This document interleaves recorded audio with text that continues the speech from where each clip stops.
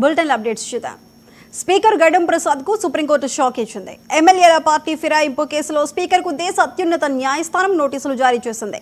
ఈ అంశంపై ఈ నెల 22 లోపు స్పీకర్ స్పందించాలని నోటీసుల్లో పేర్కొన్నప్పటికీ గడ్డం ప్రసాద్ నుంచి ఎలాంటి స్పందన లేకపోవడంతో మరోసారి నోటీసులు ఇచ్చినట్టు తెలుస్తోంది. కాగా ఈ నెల 25న పార్టీ ఫిరాయింపు ఎమ్మెల్యేల కేసుపై సుప్రీంకోర్టు తీర్పు వెల్లడించనుంది.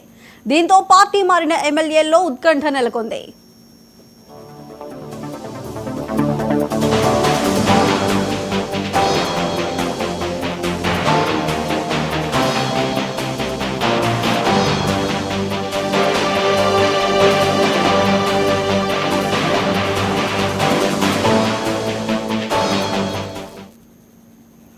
ఎమ్మెల్యేల పార్టీ ఫిరాయింపు కేసులో స్పీకర్ కు దేశ అత్యున్నత న్యాయస్థానం నోటీసులు జారీ చేసింది. అయితే ఈ సంఘటనకు సంబంధించి మరింత సమాచారం మా స్పెషల్ కరెస్పాండెంట్ రాజ్ కుమార్ అందిస్తారు.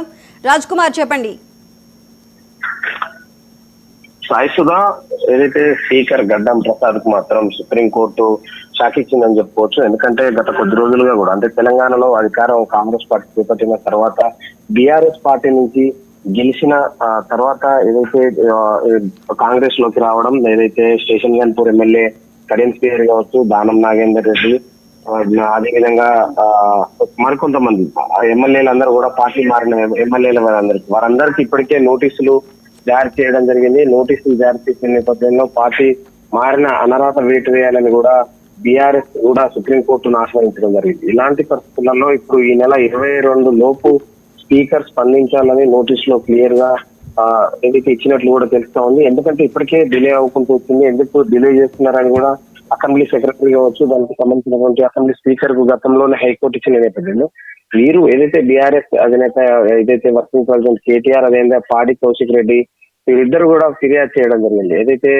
కడియం శ్రీహరి కావచ్చు, దానంతో పాటు మరికొంతమంది ఎమ్మెల్యేలపై చర్యలు తీసుకోవాలి, అనర్హత వేటేయాలని కూడా వారు చేయడం జరిగింది. కానీ ఇప్పటి వరకు ఎవరిపై కూడా ఎలాంటి చర్యలు తీసుకోపోగా తాము అంటే వారికి కూడా నోటీసులు పంపడం, పార్టీ మారిన సంబంధించినటువంటి వారి ఎమ్మెల్యేలకు కూడా 10 మంది ఎమ్మెల్యేలు బీఆర్ఎస్ నుంచి గెలిచి కాంగ్రెస్ లోకి వచ్చినటువంటి 10 మంది ఎమ్మెల్యేలకు నోటీసులు ఇవ్వడం జరిగింది. కానీ తాము పార్టీ మారలేదని వాళ్ళు నోటీసులు ఇచ్చిన నేపథ్యంలో ఇప్పుడు మాత్రం క్లియర్ గా డైరెక్ట్ గా ఏదైతే స్పీకర్ గడ్డం ప్రసాద్ కి సుప్రీంకోర్టు నోటీసులు ఇచ్చిన అంశం ఇప్పుడు వచ్చింది. ఎందుకంటే ఈ నెల 22 లోపు కనుక స్పందించకుంటే మాత్రం, ఎందుకంటే ఈ నెల 25న కూడా పార్టీ ఫిరాయింపులకు సంబంధించినటువంటి కేసు తీర్పు వెల్లడించిన నేపథ్యంలో అంటే ఈ స్పీకర్ నిర్ణయం ఎలా ఉంటుంది దాని ఆధారంగా కూడా అంటే వీరి దగ్గర ఎవిడెన్స్ తో సహా ఇప్పటికే కేటీఆర్ సుప్రీంకోర్టుకు అన్ని సమర్పించడం జరిగింది. కాబట్టి దాని ఎవిడెన్స్ ఆధారాలతో సహా, ఎందుకంటే కాంగ్రెస్ లో ఏదైతే బీఆర్ఎస్ పార్టీ నుంచి స్టేషన్ గన్పూర్ నిలబడ్డటువంటి కడియం శ్రీహరి తన కూతురుకి ఎంపీ టికెట్ కోసం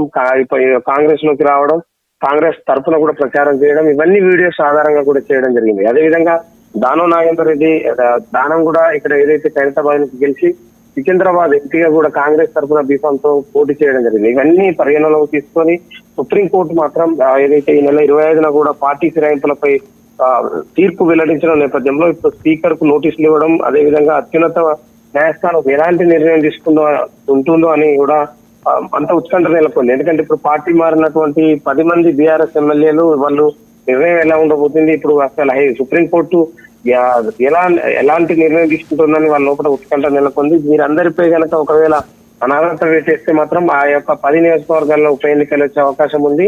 ఇప్పటికే అంతిమొత్తనట్టు కూడా బీఆర్ఎస్ కొంతమంది అంటే పటాన్ చెరువులకు సంబంధించినటువంటి గూడెం మైపాల్ రెడ్డి సుత ఇప్పటికే అంటే తన పార్టీ మారలేదని కూడా నోటీసులో పేర్కొనడం, దానికి సుప్రీంకోర్టు కూడా నోటీసులు ఇవ్వడం, అంటే ఇది 10 మంది ఎమ్మెల్యేలు కూడా తాము మారలేదు, జస్ట్ ముఖ్యమంత్రిని మాత్రమే కలిశామని కూడా చెప్తున్న నేపథ్యంలో పార్టీ ఏదైతే దీనికి సంబంధించినటువంటి బీఆర్ఎస్ పార్టీ బీఫామ్ గెలిచినటువంటి వీరందరూ పార్టీ మారి ఇదంతా చేస్తా ఉన్నారని కూడా కేటీఆర్ చాలా సార్లు చెప్పడం జరిగింది. అక్కడ ఏదైతే ఈ పార్టీ మారినటువంటి నియోజకవర్గాల ఎమ్మెల్యేలు మాత్రం అనర్హత వేటు వేయాలి, అక్కడ ఉప ఎన్నికలు వస్తాయని కూడా చాలా రోజుల నుంచి. కానీ ఇప్పుడు స్పీకర్ కు నేరుగా ఏదైతే సుప్రీంకోర్టు ఏదైతే నోటీసులు ఇవ్వడం, నోటీసులు ఇచ్చిన అనంతరం 22 లోపు నిర్ణయం తీసుకోవాలని కూడా చెప్పడం, దానికి సంబంధించి ఈ నెల 25 తీర్పు మాత్రం వెల్లడించనుంది. ఆ తీర్పు కోసం మాత్రం అటు బీఆర్ఎస్ పార్టీ, ఎందుకంటే ప్రజల క్షేత్రంలో చూసుకోవాలి, ఎందుకంటే పార్టీ మారి వారి మీద ఒకవేళ అనర్హత వేటేస్తే ఇప్పుడు జరిగేటువంటి ఉప ఎన్నికల్లో అవకాశం ఉంటుంది. కాబట్టి దానికి సంబంధించినటువంటి అంశాల్లో ఇప్పుడు ఈ అన్నిటి